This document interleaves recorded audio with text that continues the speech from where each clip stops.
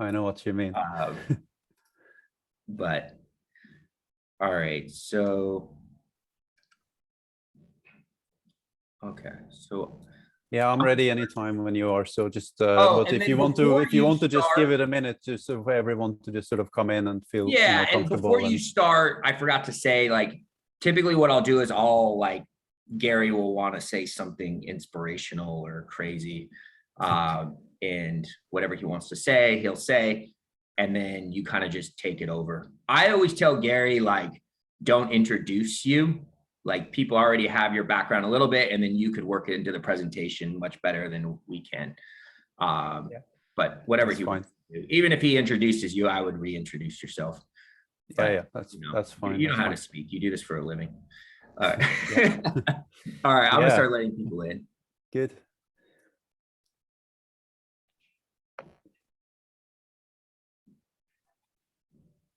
Hi, Michael. You're the first one here besides Peter. Hey, Hi Derek. there. How are you doing? Nice to meet you, Peter. Good to meet you too. Michael is from, you're in, are you in South Africa right now? Or where are you, Michael? No, actually, I'm in boring New Jersey right now. Yeah, outside. I was gonna take that back. I was like, wait a minute, you're not in South Africa right now. No, and in fact, honestly, I've never been to South Africa. I call home Uganda and Tanzania. That's right. Yeah, I'm all screwed up.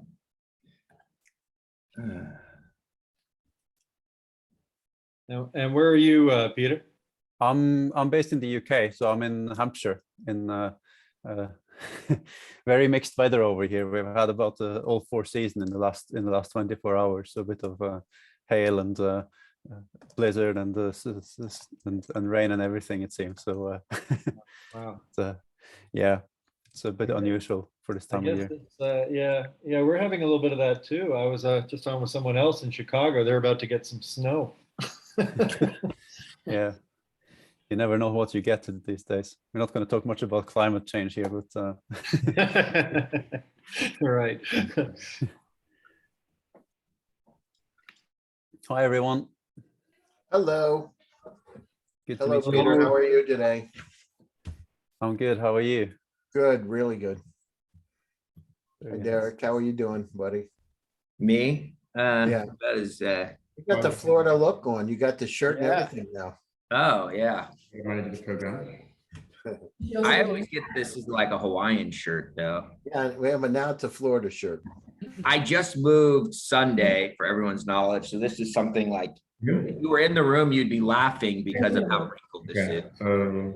I just pulled this out of a box and it was like XRB guy. He run the accelerator program. wound up. Gary is the Silicon Valley, Gary Fowler. He's rich, wherever that is. Let me see. How do I?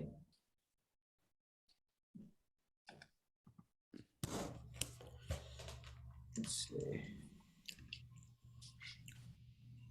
So some of you have heard this joke before, and some of you have never heard it before, but you'll hear it many times, which is we will start a few minutes late, but end close to on time.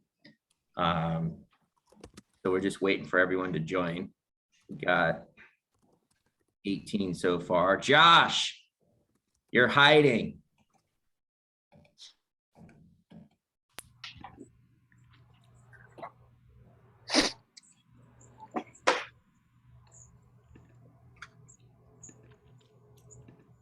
Josh, are you here? Hello, sorry, the internet is a little bit shaky. I might join on my phone, maybe. Let's see. Got a full office today and it's definitely feeling it. Maybe someone should do a WeFunder campaign to make that. Oui, the burger, Which one? du bœuf, D'accord. La cuisson à pois. à foin. Ok, super. All right. J'en veux un aussi.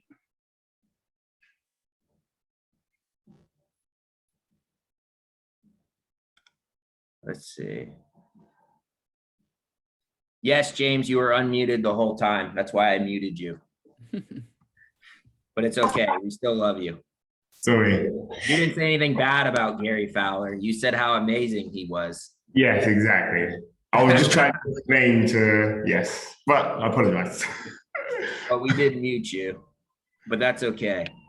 It happens.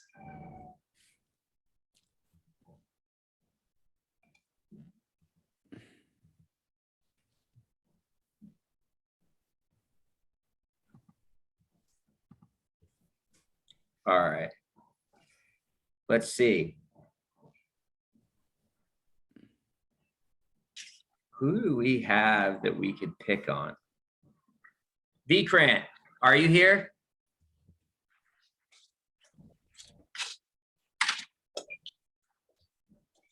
Michael, I'm going to pick on you because I can see you. Yeah. Hi, Derek. Yeah, I'm just switching on my video as well. Just settling down. Yeah. Can you see me? Not yet, but I believe that you're there and I can hear you loud and clear. There you are. Yeah, hi. Introduce yourself and your company to the group in 30 words or less.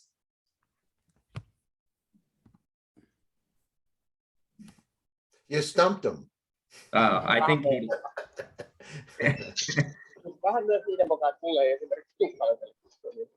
how about you, Michael? I'm going to pick on you. Sure. Happy to go. My company is Smart Money International. We are a digital bank targeting the 800 million unbanked in rural Africa with, as Derek likes to say, our $4 customer acquisition cost. We are the $4 bank. That's awesome. Great to have you here. Great to have you.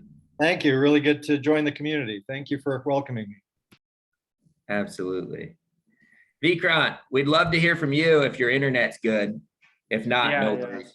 Yeah, so sorry. So yeah, hi, I'm Vikrant and I represent EVA Technologies from India. I'm one of co-founder and EVA Technologies provides electric vehicle charging solutions in India. And we are just completed 50,000 charging this year for Pan India and looking for more. And that's it. Sounds great. Awesome. Someone just messaged me and said they couldn't get in. All right. Well, while we're waiting for the rest of the people, let me just kind of go through and talk about the agenda and what we're going to be doing today.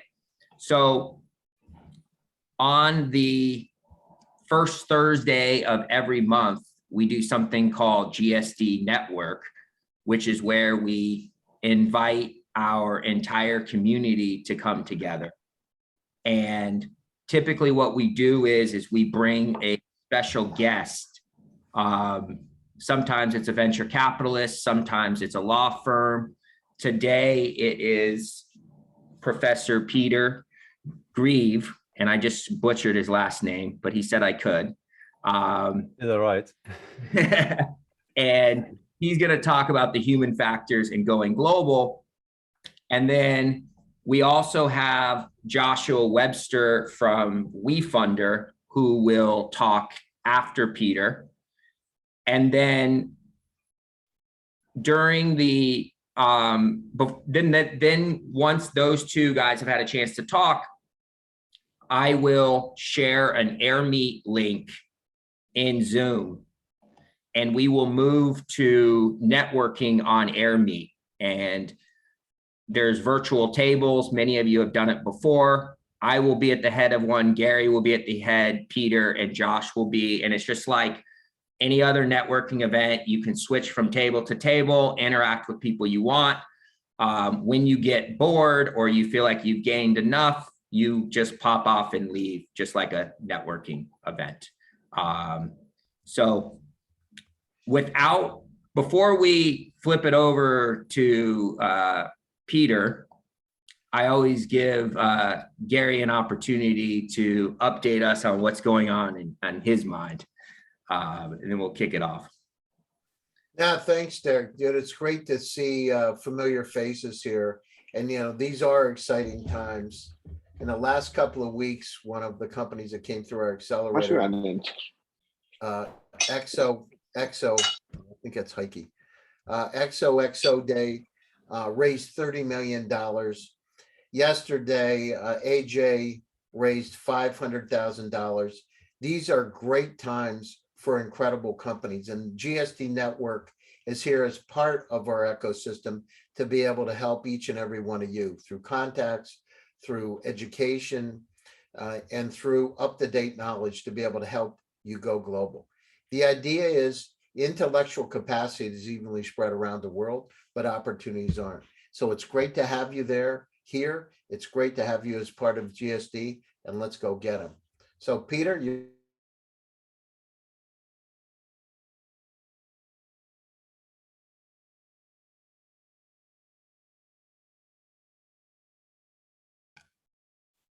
Peter, I muted you. Sorry. I didn't. Hi, yeah. Gary, I cut you off a little. It was no disrespect. Hopefully I will have a job tomorrow. But no, without further ado, welcome, Peter. Thank you for coming. Thanks, everyone. Thank you so much. It's really real honor to be here with all of you and to introduce myself and to be able to talk about this topic, which is very close to my heart. And as an academic, I obviously have my sort of pet topics that I like to speak about. And if I could choose any topic I want to speak about, I think it would be the human factor in going global. So thank you so much for this opportunity. And while I put my slides up here, just going to say, so I'm an associate professor in international business at Henley Business School in the UK. And I got to know Derek recently through, I teach in the global MBA program at Henley, and we take our students around the world to do consulting projects with companies. And one of the opportunities we got in this most recent cohort was to work with Derek and work with GSD. And I think we can say the project and the work that we did together went so well that we decided that we should carry on and do some more work together. And one of the things that came out of that was this talk. So I will, let me see where we are here. So what I want to talk about today is what we call human factors in going global. And one of the discussions that that Derek and I had around those student projects that we did was around how when you decide on strategy, when CEOs go and all of you are founders and entrepreneurs yourself, and you make these decisions about going global, obviously being part of Derek's network. And so one of the things that are often not well understood, neither from an academic perspective nor necessarily in practice, is that the decisions that are being made, they are, on the one hand, we can say that there's a lot of those decisions that are about sort of rational, objective decision making. There's a lot of it which is about carrying out the analysis and going out and finding data and using the tools that are available out there and trying to come up with the best possible strategy, the best possible choice of new markets, the best possible entry modes, the best possible timing, and so on, which is about maximizing your ability to be successful. But a lot of that decisions, those decisions that are being made, and I'm sure you can all relate to this, being CEOs and founders of your companies, is very much in the sort of behavioral space. And that is something where when we were doing this analysis with Eric and with our students, we said, well, there's this whole part which we do sort of from the academic side and with our students going out and collecting data and taking that apart and analyzing that and making a recommendation primarily on the basis of the rational objective analysis. There's a whole second part of that, which is about how human behavior, how your own preferences, your own backgrounds, your own experiences might go and affect those decisions. So one of the things I would like to to speak to you about, also because this is where I focus most of my research, and I'm going to give you a couple of examples of that during this talk, is around how we kind of see this merging of these behavioral factors with the more sort of rational objective factors that go into decision making, and how we look at that from the academic side. And then I'm particularly interested in when we get to the Q&A. I'm going to try to keep my talk relatively short and practical and not too theoretical. I'm going to bring in a little bit of the theory just to kind of see if we can we can use that to trigger some discussion and to get some of the some ideas flowing. But I would like to spend a lot of the time here on discussing this with you. To what extent do you think that human factors matter, and to what extent do they complement or substitute for the more sort of rational objective analysis when you decide to go global with your businesses, when you decide to, so I've used that Derek's hashtag go global here, obviously, and to try to understand how much of that human factor actually goes into different decisions. And I would love to hear some of your examples, some of your own experiences, and some of the things that you sort of bring into this talk. So to start off with, well, there was, so I picked up a headline this week from the Financial Times, which said why being a manager matters more than ever. Now, the article was about how leadership matters, how the human factor in many ways in decision making, but also in leadership more generally, is becoming more and more important. At the same time, though, we have this whole there is this whole kind of alternative view out there, of course, today, which is that we are managers. Do they really matter so much when we have emergence of artificial intelligence, we have machine learning, we have cognitive sciences? Isn't more and more decision making happening through the tools that we have, through the availability of science and technology? Do we really think that managers matter as much? Do managers matter more than ever? And I thought that this was a good place to start, because I think what we see in academia, in scientific research on this, is that actually the managers do matter more than ever, and they are what we call the CEO effect actually is increasing consistently in research which is being done, which means the amount which CEOs actually matter, even though we have that whole trend of kind of decision making becoming more and more analytical and more based on data and science. At the same time, we see that that the CEOs actually have an increasing proportion of the variance in decision making.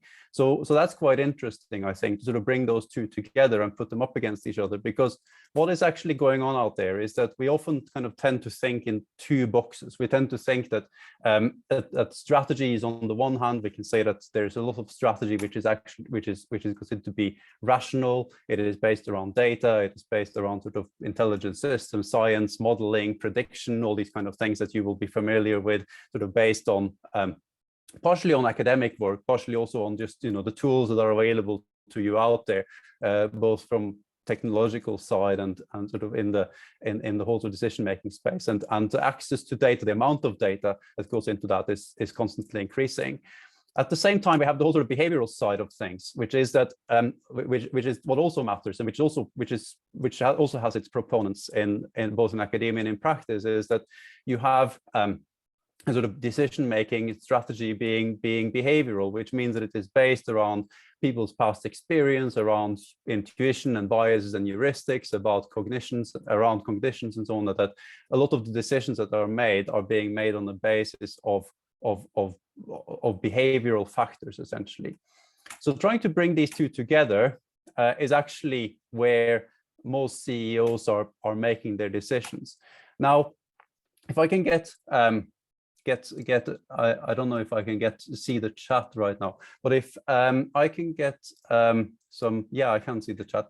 So that CEO effect, how much do CEOs actually matter in determining strategy? How much do you think is because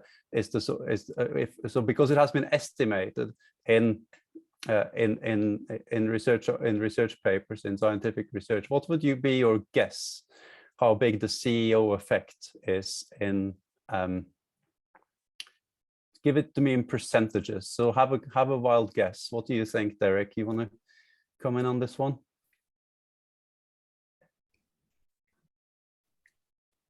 Yeah, I get quite, so 40%, 90%, 80%, yeah.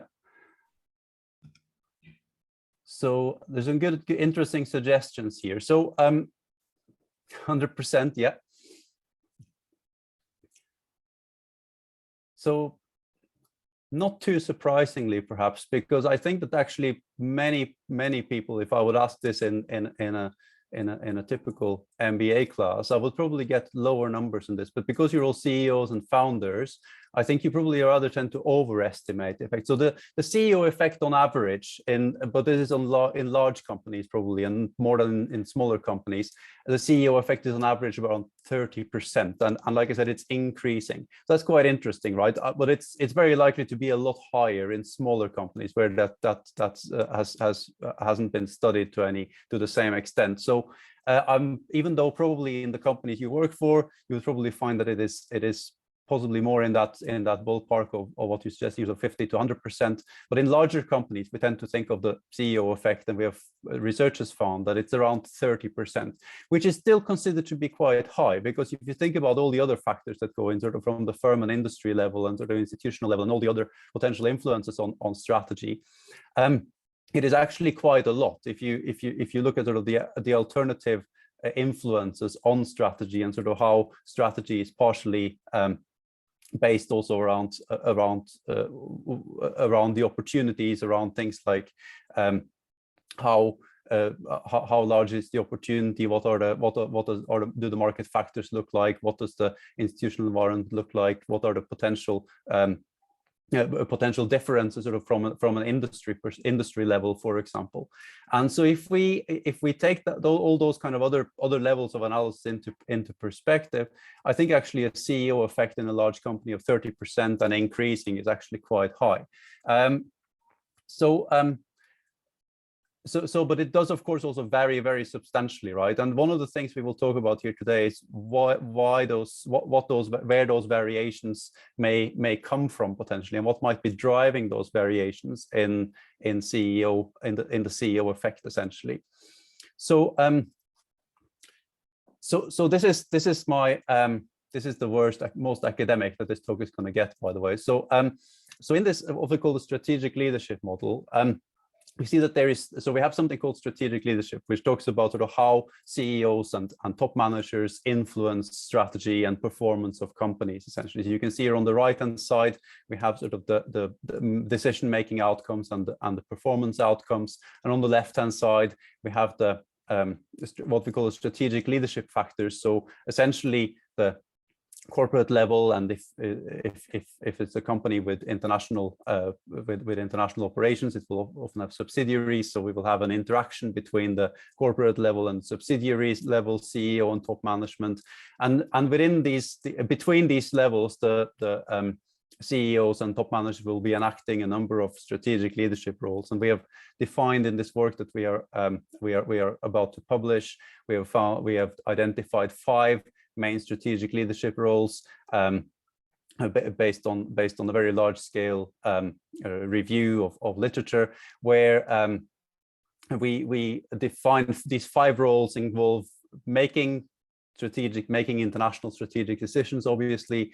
So the actual go global decision, essentially. Then there is the element of CEOs and top managers engaging with stakeholders, with institutional environments around the firm. So essentially engaging with the environment that sits around, and that involves all the different stakeholder communities, both internal and external ones that the CEOs and top managers need to interact with. Then it's about leading and motivating and influencing a global workforce. So the people working for you around the world, they will be influenced by and motivated by and directed by the people sitting at the top, obviously. Then you have the information processing role, so the fact that top managers and CEOs will need to navigate and absorb and capture all that information that sits in and around the company, and be able to filter through all of that and process it and turn it into new knowledge, essentially, new innovations and so on. And then you have the role that CEOs and top managers need to manage the often conflicting demands between what is local and what is global. So this is also something that will probably be familiar to all of you if you're working in international environments, that there will be things happening on the ground in local environment, in local subsidiaries in the countries that might be at odds on one way or another with what has been done on the corporate level or from the headquarters or from the center, and managing those conflicting demands or demands that need to be resolved. This will also be one of the key strategic leadership tasks. But the really key thing about this slide is actually the arrow, what is inside the arrow here, because this is so in order to make that link between these strategic leadership roles and the decisions that are being made, we can talk about two processes, that we call micro foundational, or you can just think of them as micro processes that are happening inside companies. And this is essentially what makes the human factor kind of happen, or what makes it sort of come alive, if you like. So and these are the two factors we call bounded rationality and bounded reliability. And because of these two factors, this is essentially what we argue, is that the human factor actually, that this is why it matters. So when we talk about bounded rationality and bounded reliability, I know that those are terms that might be a little bit difficult to work your heads around, but essentially what we mean here is when we are thinking about companies as being essentially rational, we are making two assumptions. And these two assumptions, when we relax these two assumptions, we are essentially introducing these human factors in strategy.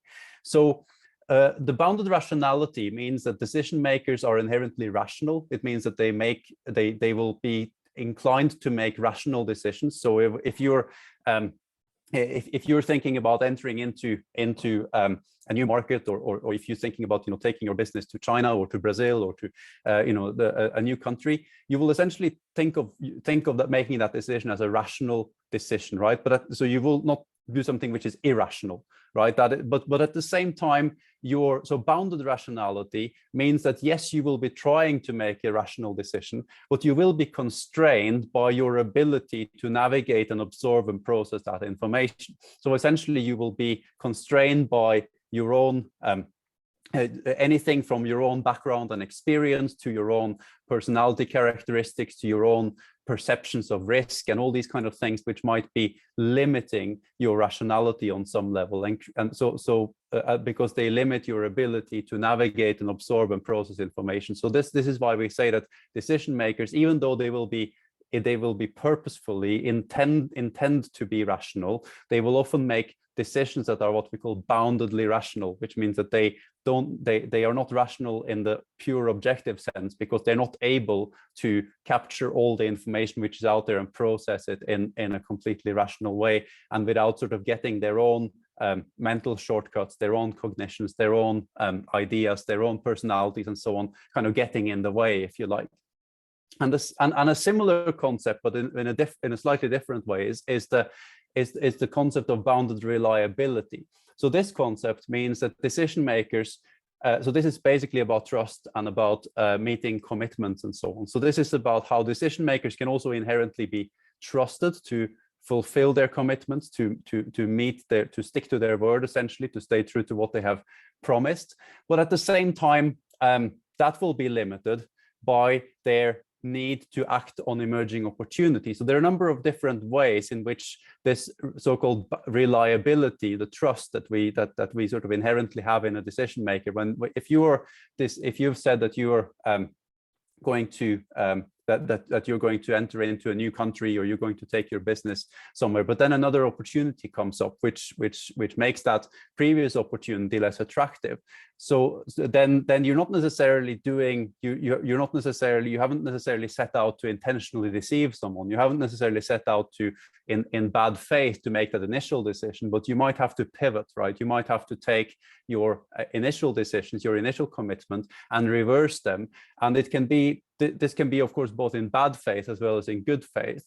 But we will primarily think of it as sort of even good faith commitment, sort of good faith commitment reversal, that you sometimes, if other opportunities come up, or if the situation changes somehow, if there is a and this can be both internally or due to external factors, you may need to pivot. You may need to take that previous commitment and renege on it in order to make a new commitment elsewhere and act on a new opportunity which has come out. So it is about being managers are reliable and can be trusted is sort of one assumption that we make, but they will also be opportunistic in a sort of, primarily we'll think of it in a sort of good faith opportunism, that they will be looking to ultimately maximize the value of what they're doing, value to their owners, to their stakeholders, and therefore they may sometimes be what we call boundedly reliable, in the sense that they are not necessarily always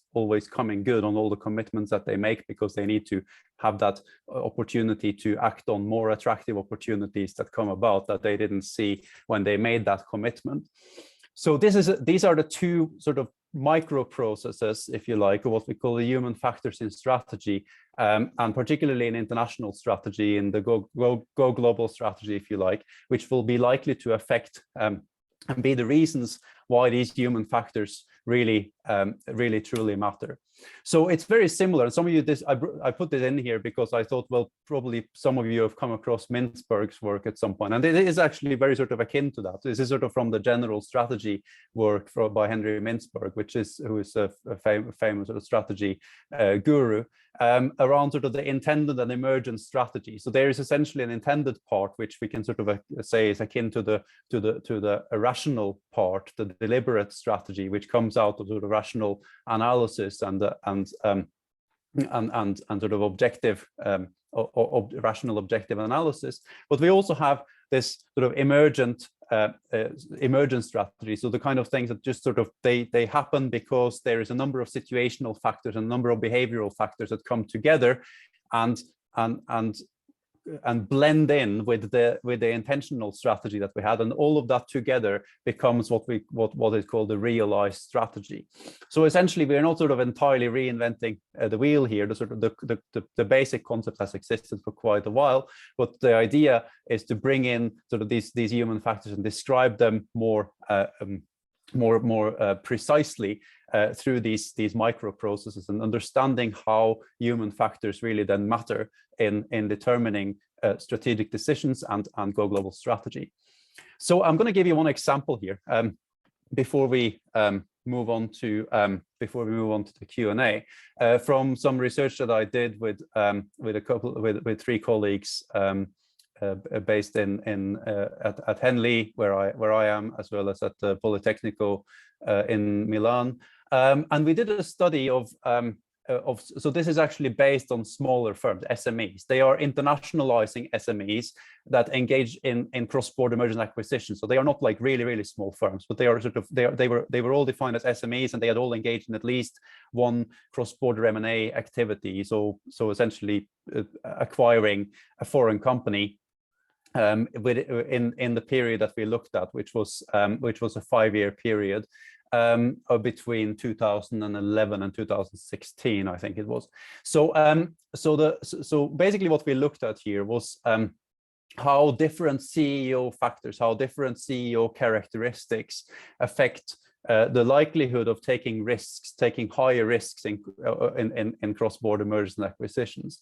And so this is a kind of very emerging research field, which is around sort of how different CEO characteristics, and we're looking here at specifically at experience of CEOs, but there's also other work being done on things like CEO personality and CEO cognitive capacity and CEO sort of different CEO personality and things. There are a number of different studies being done around these kind of topics at the moment, but we looked at particularly sort of some of the experience characteristics of CEOs and how they affect the likelihood of taking risks in cross-border M&A. So risk-taking meaning the extent to which they are diversifying, so that they are making a diversification decision, which is we consider to be a more risky decision in cross-border M&A than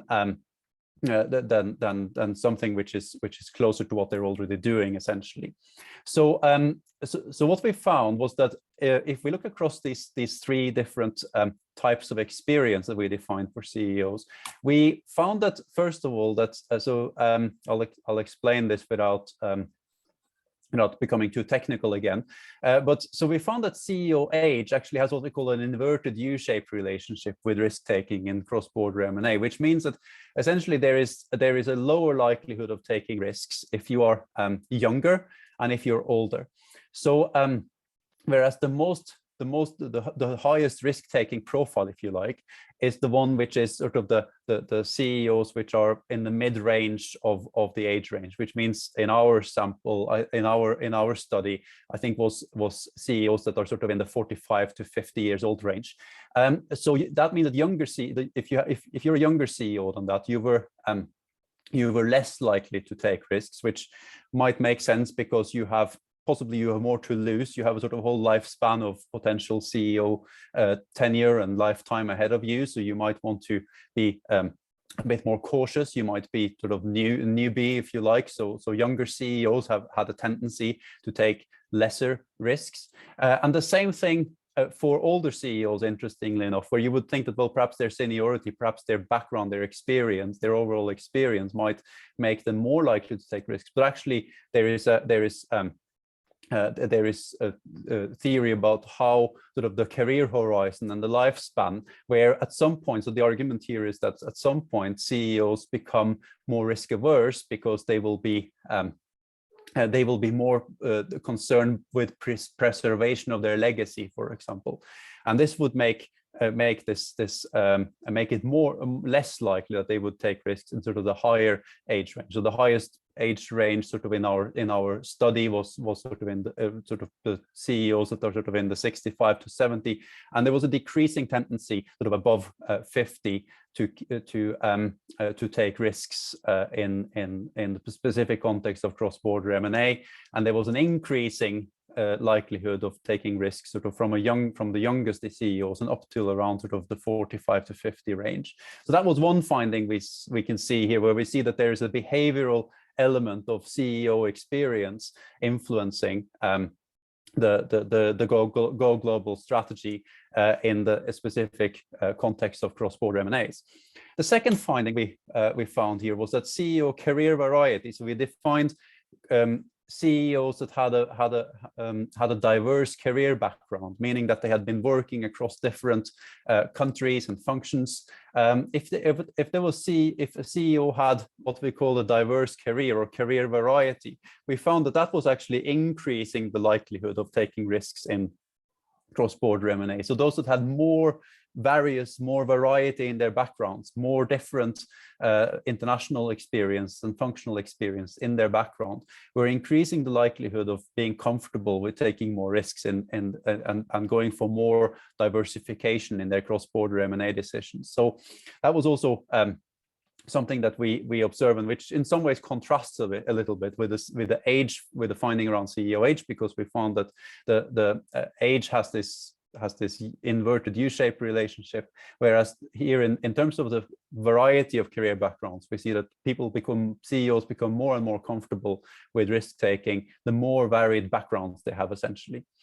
And then the final one, which I think was particularly quite interesting, especially because I teach a lot of MBAs at Henley, and sort of that is pretty much my day job, is that MBA educated CEOs and the more MBA type and executive type education people had received, the less likely they became to be risk takers. So that was quite interesting, which suggests to us, and it goes along with some literature around sort of people's backgrounds and sort of educational backgrounds, is that, so the idea here is probably how we were interpreting this finding is that MBA education and executive education makes decision makers, makes CEOs perhaps, you know, more rational or more inclined towards being cautious and perhaps going through a more sort of analytical process.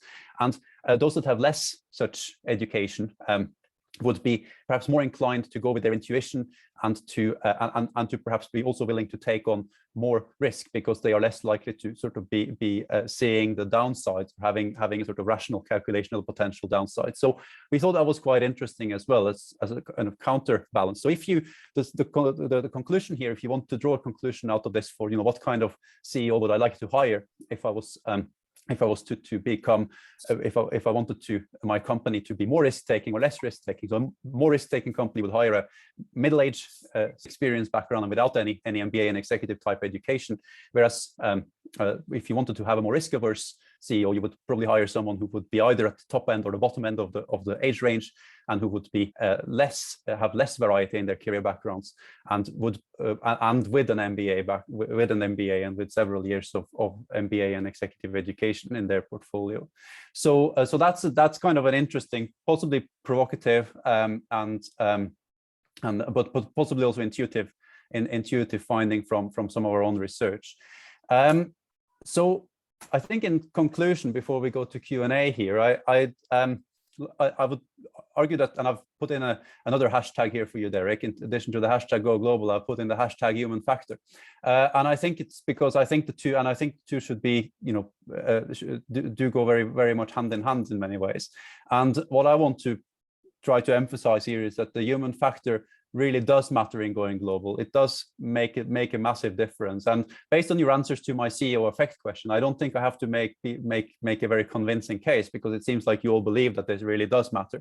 But I also think that it's important to stress this, because I think it's at the same time, of course, rational objective analysis and doing the kind of going through the technical bits and thinking about how do decisions actually come about, and how do we ensure that those decisions are ultimately the right ones, also requires the people like you to think about what are the factors that are likely to affect my outcomes, my performance, my making the right decision, and that means going out there and also doing that rational objective analysis at the same time, and not only basing your decisions on, you know, what is the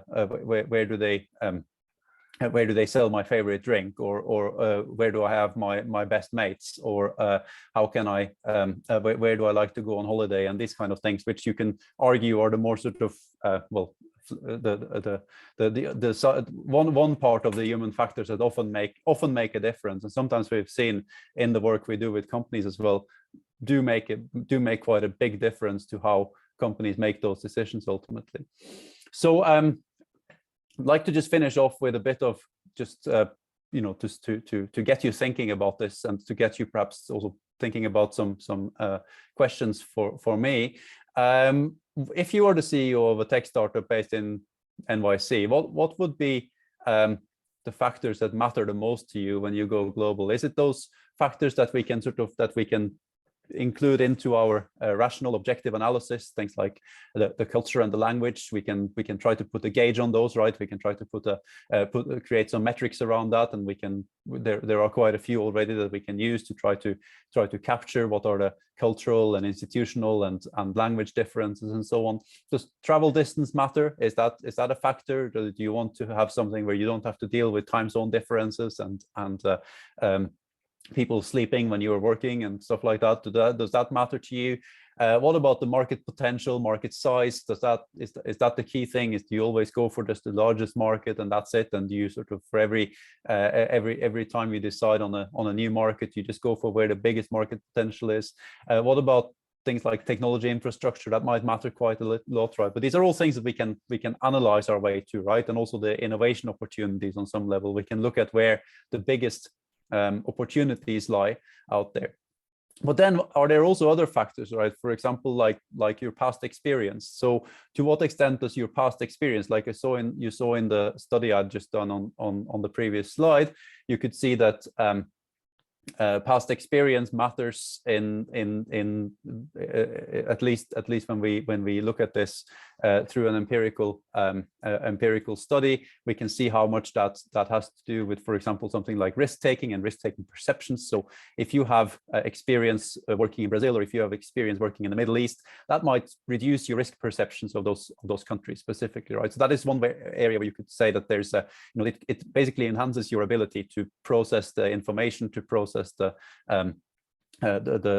likelihood that something is going to go wrong, and it makes you more confident. It gets you to that point where you are willing to take an extra risk because you have that personal experience of working there. What else might matter though? Things like personal ethics, right? If we look at the current situation in Ukraine and Russia, for example, so there might be some companies might look at that and say, well, doesn't really doesn't really bother me to work with Russia, because it's my political ideology or my personal ethics don't put me in a position to make that to think of that as something which is bad. I'm doing business there, and I'm supporting the Russian population that way by creating jobs and making the economy go round for people who are essentially not to blame for what's going on there. But then there will be other people saying, no, that's not the way. That's completely turn on its head. We have to pull out of Russia because we can't be seen to support that regime in any way, even though it might hurt the wrong people.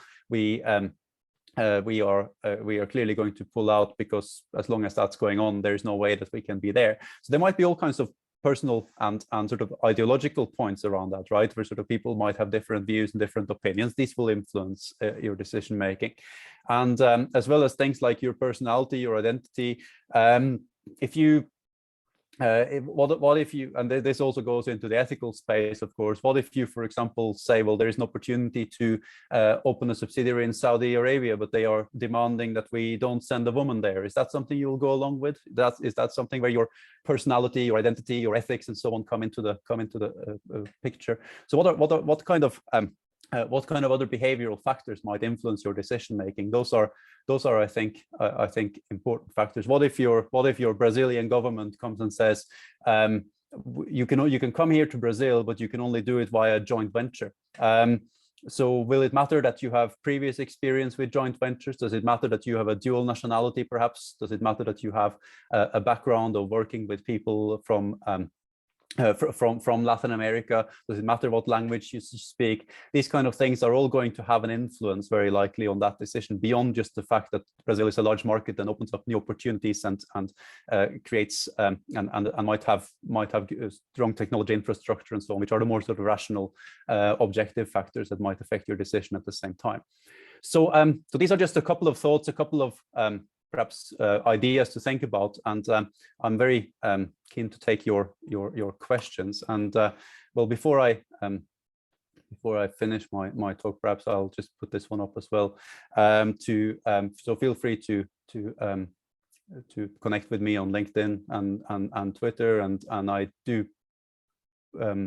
particularly some reasonably active on LinkedIn, put some things that happen there, but also my publications, which you can have a look at on ResearchGate and on Google Scholar by following these links here. I'm happy to share these slides as well, by the way, with you after the talk, Derek. So yeah, I'm keen to hear what your thinking is around this, and any thoughts are welcome, any inputs, and yeah, I'm interested to hear what you think. Thank you for the opportunity, and thank you, and look forward to also talking to you afterwards in the networking session, by the way, as well, I should say too. Hey, Peter, one question that was asked that I thought was a good one is part of the variance in how the CEO percentage is raised, is that also relative to like different size of the company? Is that why, could that also explain the variance? Or that was a question Michael had asked. Yeah, so if the size of the company matters for the CEO effect, right? Is that what you mean? Yeah. So Yeah, so I think that most of the research that's been done on the CEO effect has been done on larger companies. So actually, that's a big research gap that we can sort of try to, I will make a note right away to see if we can go and try and address somewhere, because obviously it will be really interesting to look at the CEO effect and how big that is sort of in smaller companies and sort of more entrepreneurial companies than in larger ones. But I think intuitively, yes, I would say that probably it is probably quite a lot larger in smaller companies than it is in larger ones. But at the same time, the CEO effect is both, I think, fairly large and increasing, is what we have observed in larger companies as well, which is I think interesting in itself. But yeah, that's my my intuitive answer. But I don't have the complete scientific evidence to back that up yet, but we're working on it. Awesome. Let's see. Let me see. I'm just trying to. I haven't been following the chat as I talked, so I'm just trying to pick up. Michael is asking another question. He said, at the risk of offending some MBAs here, is it possible that people who pursue MBAs are inherently more risk averse? Point being, is the MBA causing the CEO to take risks, or is the CEO who has the? It's a good question. It is. And there's a lot of it's, Michael, you've hit the nail on the head here with a lot of this research is, so we do have methods to account for possible reverse causality. And that means sort of in the design of the research, and we try to take all possible steps to rule out what we call reverse causality, which is essentially sort of spurious effects, which means that essentially sometimes there's sort of selection biases of sort of selecting into the samples, like you're referring to here, that MBAs might be more likely to take MBAs because they have certain characteristics rather than the MBA creating those characteristics in them. And in that kind of case, like you're pointing out here, we're not entirely able to disentangle those two. So that might be the case. And at the same time, sort of through the research design, we try to account for these kind of potentially confounding effects. But yeah, we can't entirely rule it out that might be an alternative explanation, Michael. So you're spot on there. I think that that might be a possible alternative way of looking at it.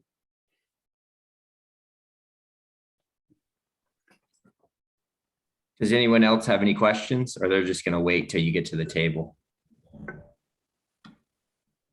Yeah, so I see the comment about women are welcome in Saudi. So I do think that they are, right? I think that there's I was perhaps being a bit flippant, but there is also, I mean, I just had a conversation the other day with about the possible consulting projects over there, and the first thing that our business development manager was saying was that, well, it is an advantage that the both of you are men, and they would put things like in the terms and conditions, they would put things like the women need to dress to dress decently and not wear perfume and things like that. So there are elements of I think that's still existing, and that's very recent. It's just a couple of weeks ago. So even though there has been progress in the right direction, and I didn't mean to say anything about which is offending anyone about the country, but there are elements there which still could affect people's personal views or personal ethics, might influence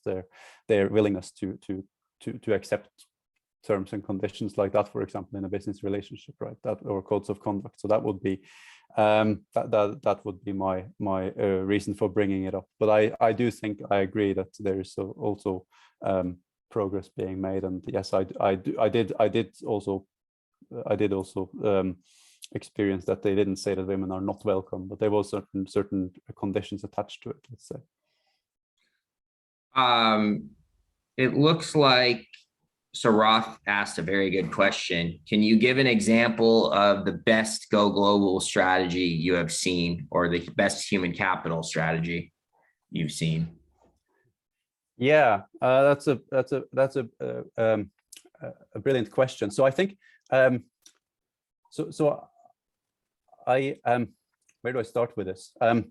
So yeah, I think that, you know, the way that this works is that there isn't really necessarily one. Well, so what are we trying to achieve with sort of introducing the human factor in looking at this, right? Are we trying to say that, well, there is sort of an optimal combination of behavioral human factors and and sort of rationality, rational objective analysis? Yes, I think so. I think we're not quite there yet, though, in terms of sort of saying that there is a kind of optimal combination of the two. So the best I can do is to try to sort of come up with some of the examples of well, situations we've seen where these kind of decisions are being made sort of and sit alongside each other. So so we did work with, I mean, so I'm not sure if this is sort of the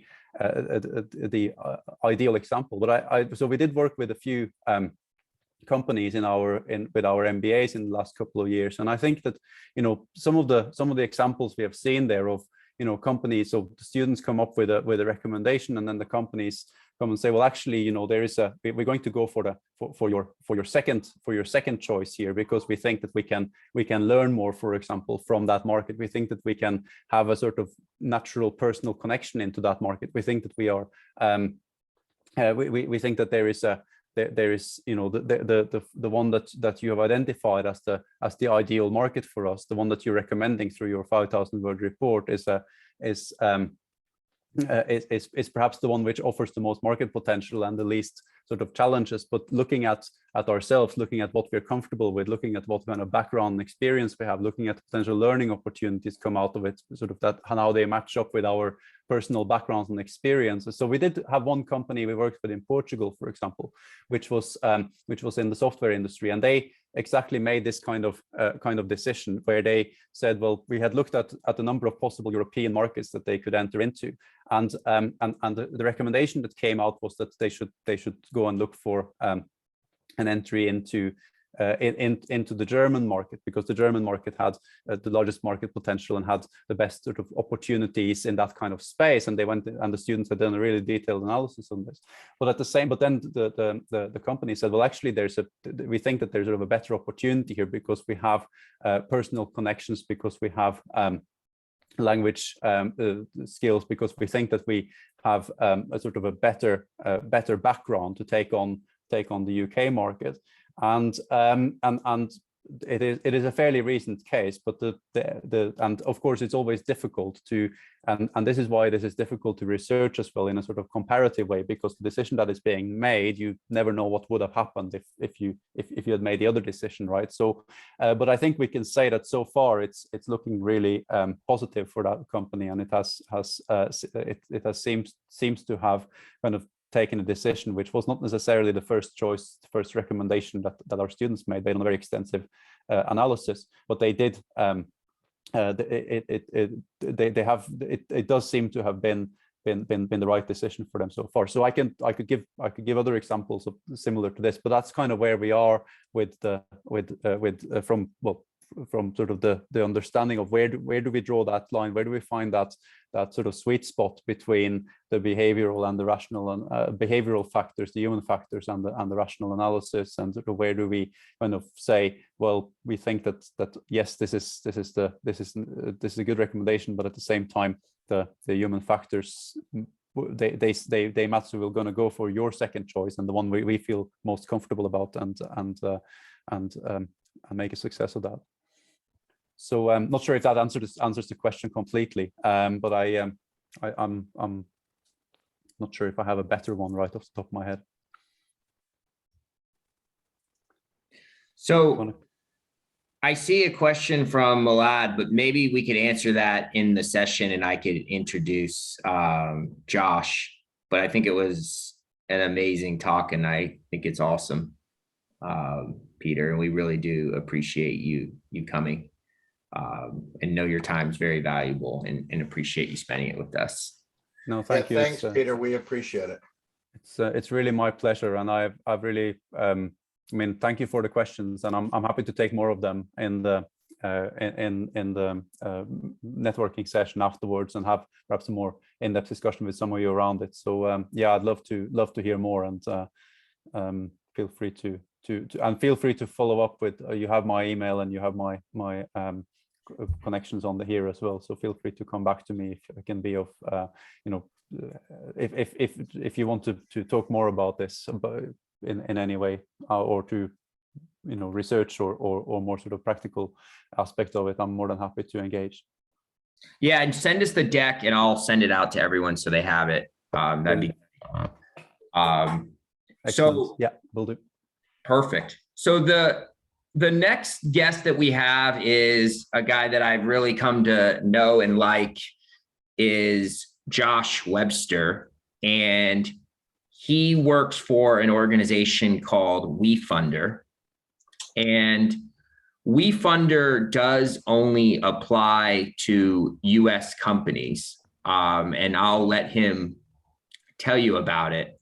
But I don't think you should just hang up if you're an international company, because I do think, Josh doesn't want me to say this, but there are great competitors globally. And I think you can learn a little bit about what a community round is. And certainly WeFunder is setting the stage and building that category here in the US.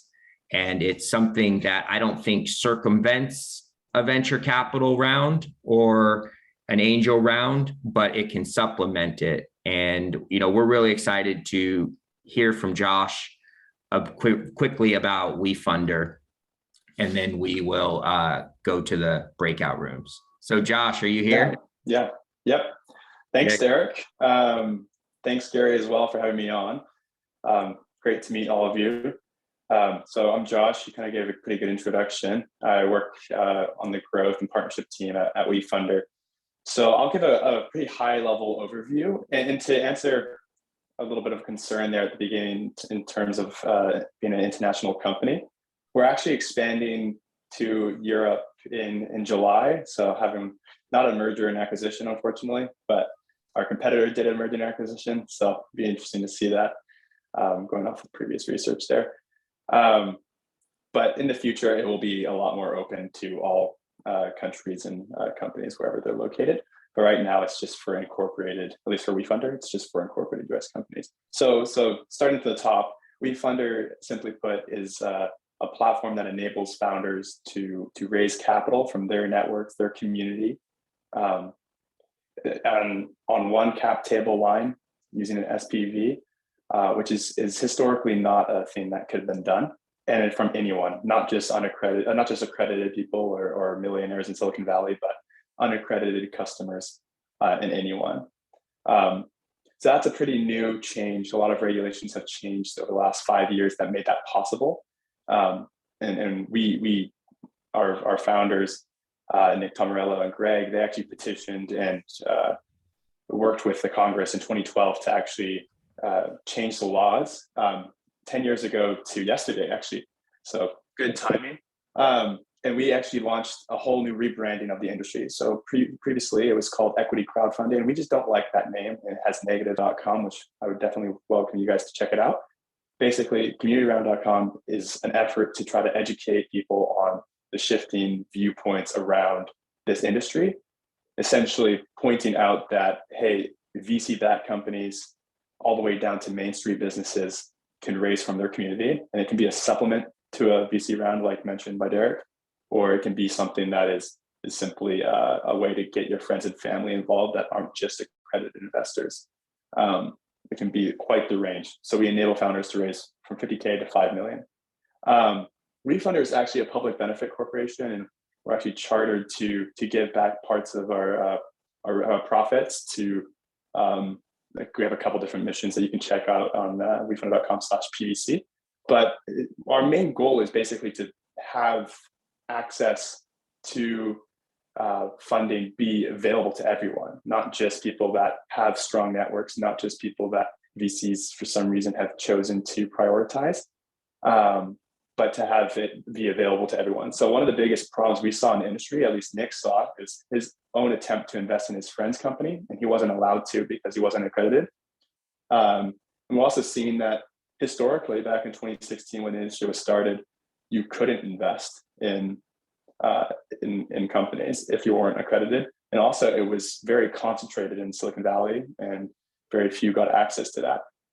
Even now, we're still seeing pretty horrific numbers on equity, in terms of like 2% of funding goes to African-American founders, for example.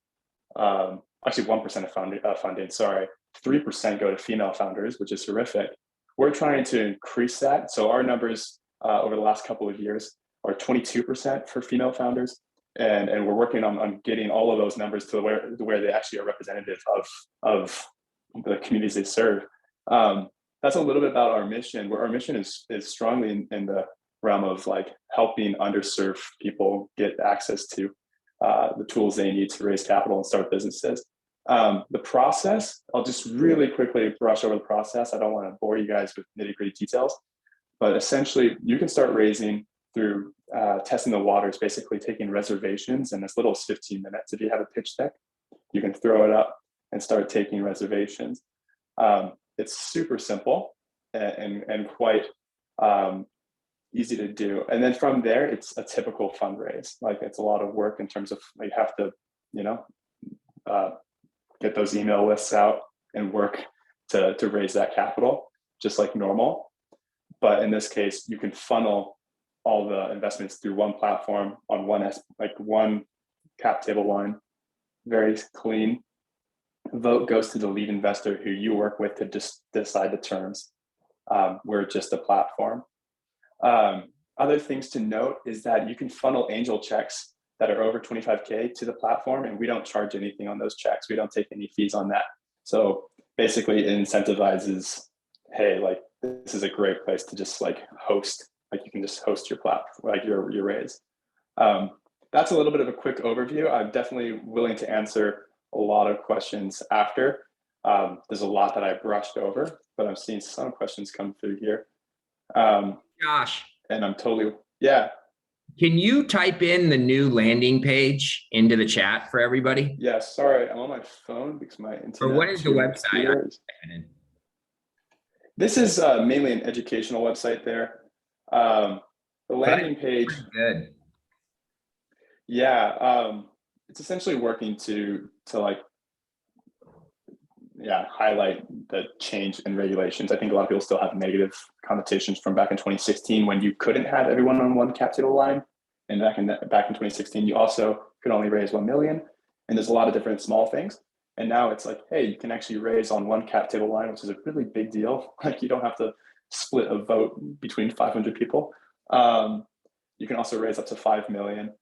And there's a lot of other smaller changes that made it just simpler. Now, one hurdle that I think you glossed over, but I think it's an important hurdle, is you have to have, and this distinguishes you from your competitors, is that you have to have a lead investor. And Can I explain why we have to? Yeah, do that, please. Yeah. So our competitors don't require this, but one of the main reasons we want to require this is because essentially, if you have terms that you're setting and you're selling equity, or maybe you're doing a debt raise or something like that, or a safe, we want to basically have the terms validated with someone that's willing to put down money to back those terms. If someone's willing to put down 10K on terms that are set, then everyone else, all the retail investors that are coming in that are your customers or whatever, actually feel more comfortable. It basically is a great value signal. Hey, if someone's putting 50K in, I'm much more likely to put $100 in. And then if someone's just putting 1,000, or putting no, if there's no lead investor, it's also like, well, why is no one wanting to lead this round? It feels very negative. So this is just a way to validate the terms, and you work with the lead investor and they carry the vote. So the hope is that you'd have a somewhat good relationship with that person, or they are knowledgeable in the industry. Yeah. Yeah, no. And Derek, you had an announcement in that regard, right? Yeah, and what I was going to say and announce to everybody is that GSD will be the lead investor that anyone needs on WeFunder. We're going to be a small lead investor, so if you could find a larger lead, that is good. But we will lead that round and validate it for you and make sure that the terms are good and provide you that credibility, so you don't have that hurdle.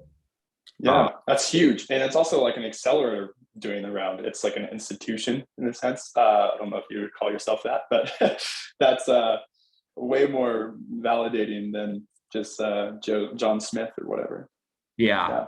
You know, that's something that I think is very cool. And One of the things that I want to say is that I've been working with Josh and his entire team, and I've done I won't mention the competitor, but I've worked with his competitor in another campaign, and they didn't have the hand-holding and the operational support that Josh has. And it's not necessarily Josh, but he has other team members that when you say you want to launch and start testing the waters, they instantly build you a landing page and you can go out and get reservations. If you have questions or you don't understand something, they'll walk you through it. And so I think that is the level of service, because this is important. So you want the automation and the technical point, and you want them to do all of the legal work for you, but I also think you want the hand holding. And I think that's what WeFunder offers from my perspective. Yeah, like I think one quote really, well, I guess it's two quotes really summarize that really well, is our CEO, Nick. He describes WeFunder as being like, his words were, it's built by founders for founders. Like half of our team have side gigs that are like they're founders themselves and they know the experience. And our competitor, straight from their mouth, their quote was, we're built for investors. And it's like, it's a small difference that I actually think makes a huge difference in the experience of the founder. If one person is being for the founder and one person's like, hey, we're gonna help the investor get as much money as possible, it's very, I don't know, there's definitely a small change in perception there that actually ends up impacting the entire business. Yeah. But there's some questions in the chat, right? Is that? There was one about, can we qualify potential investors on the platform? For example, if we're looking for some professional expertise in addition to capital.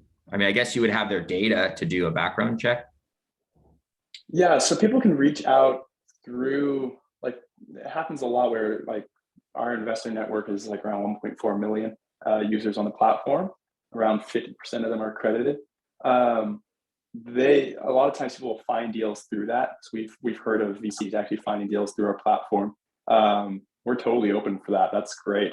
There are people that have rounds that have been open for 9 months solely because they're using it as a way to like say, hey, look at all this interest I have, like, and then they're using that to raise VC money as well. That's totally fine too. So that's good for them. Other thing, I see a question about, can Indian companies register for fundraising? Unfortunately, the company has to be incorporated in the US. So there's some things. Indian nationals can invest though. Anyone can invest, except for 2 or 3 provinces in Canada and maybe a couple other countries. What's the minimum fund we have to raise? So the minimum that the minimum raise that we'll allow is 50K, with the largest being 5 million. 50K is because we're an open platform and we basically want to make sure that it's not like I have fake companies on there myself, and 50K is a way to basically keep all the like the spam companies below the filter of searchability and things like that. Hey, Josh. It also costs us a lot of money to file a Form C and things like that. So we need to break even, and 50K is a break even around. Josh, I have a question. This is Gary. So how does it work in terms of, so let's take a $5 million raise. Mm-hmm. What percent of the company do they get? What do they get exactly? So they're coming in, they're whatever investors, you know, whatever the leads. So the step one is the company needs to work it out with the lead. Like these are the terms of the round, and the lead will agree to invest at that amount, okay, at that valuation. And then everybody else just follows what I got it. You want to have as reputable as a lead as you can, because you're getting the same deal that lead is getting. And that's why I actually think it's a little harder, but that extra rigor creates a lot more legitimacy in what you're trying to do. Yeah, no, that's great. I love it. And then with some of the like companies that are showcased on Community Round, those are like some larger VC-backed companies. And it's also, it's a great feeling in terms of being a customer and being like, hey, I invested alongside some of the best names out there in like an early round, which is a pretty neat feeling, instead of feeling like, oh, they got slightly worse terms than somewhere else. Yeah, because VCs can lead the round as well. I didn't clarify that, but anyone can lead that round, such as GSD. And what about the fees? Are there any upfront that the company has like to pay WeFund? Yeah, so we actually, with GSD, we have a partnership where we discounted our fees to 6.5% cash fee on success. So only if you close out the campaign and actually cash out. If for some reason you want to pause or cancel a campaign, you're halfway through it, then there's no fee. There's no upfront fee, there's no legal filing fee, there's no escrow fees unlike our competitors. And we don't take equity. So pretty clean and simple, no hidden fees, which is a big problem in the industry. Yeah. Also, some other small things to point out that are maybe a little bit too nitty gritty, but since we're a platform, we can't like choose companies over other companies. So it's an even playing field. Though if you hit certain milestones, you get access to marketing tiers. So at 50K, you'll go into a newsletter to our entire user base. So that usually helps get your brand out there, as well as at 100K, for example, you get social media, paid ad support, things like that. And then it keeps going up at each of those 50K marks. And if you have the budget, you are permitted to run paid ads. Have you seen success with that? Or yeah, so I'm learning about this a little bit more because it's a little bit out of my area of expertise in the company, but we have great marketing partnerships.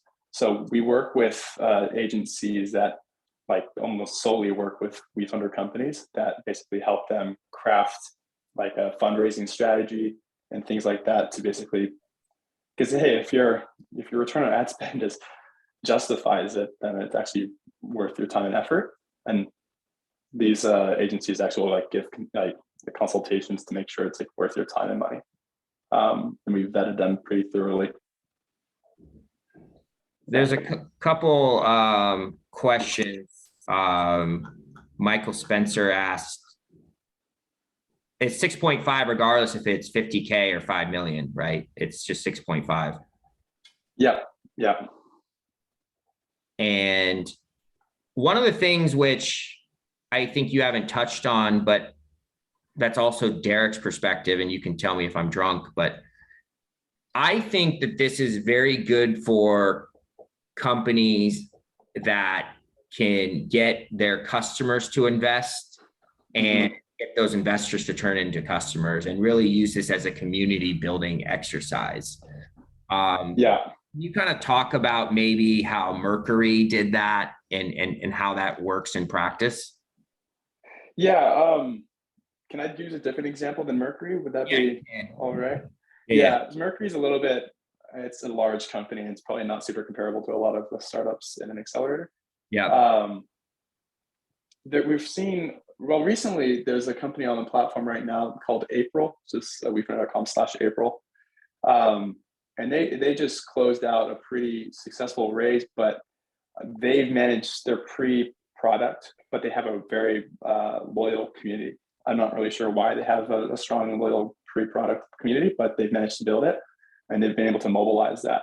We're also seeing with like, there's a Minnesota women's soccer club that had huge support, and it's because people want ownership in things they love. They want to be able to say, hey, I own a small portion of whatever company it is. And what's cool about that is it's not really for the returns. Let's be honest, if you're investing $100, even if you have a 5x return, it's like, oh, good job, you got $500.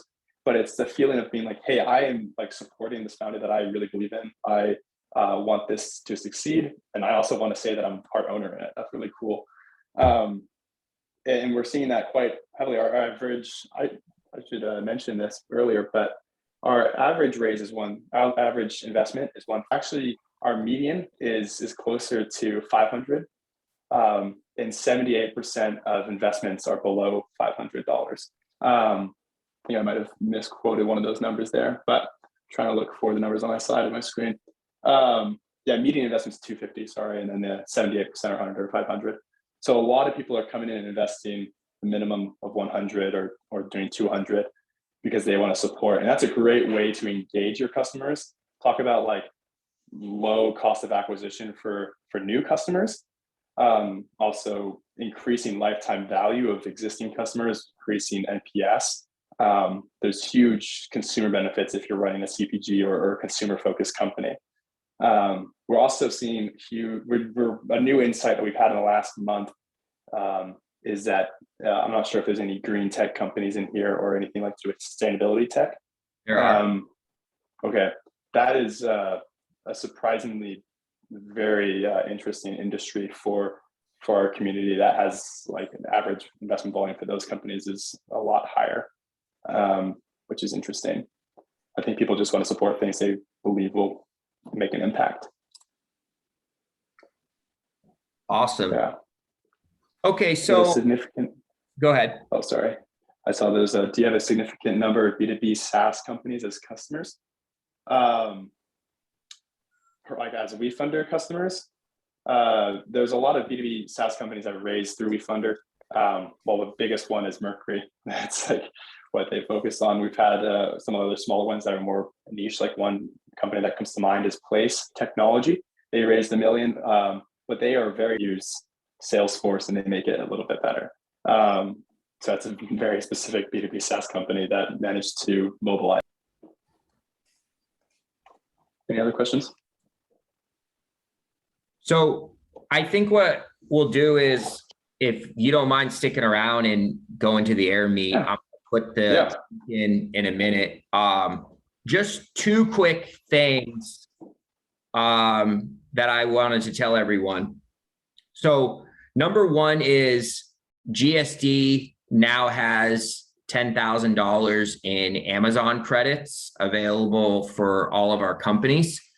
So everyone is eligible for those credits, and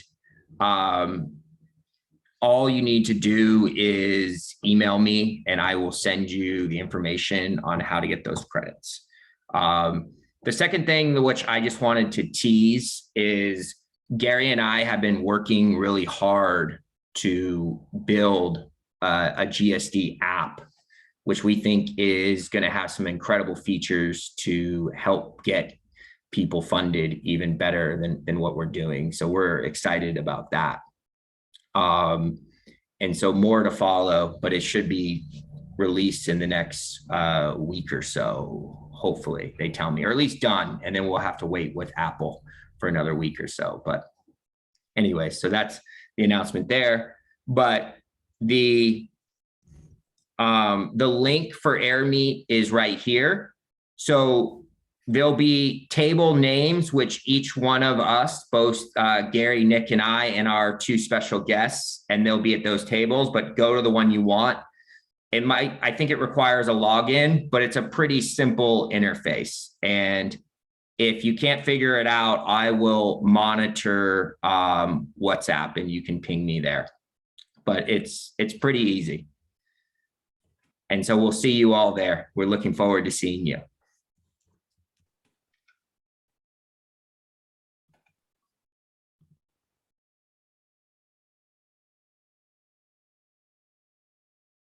Nick, can you stay for a minute and like make sure everyone doesn't have any issues? Yeah, I was trying to.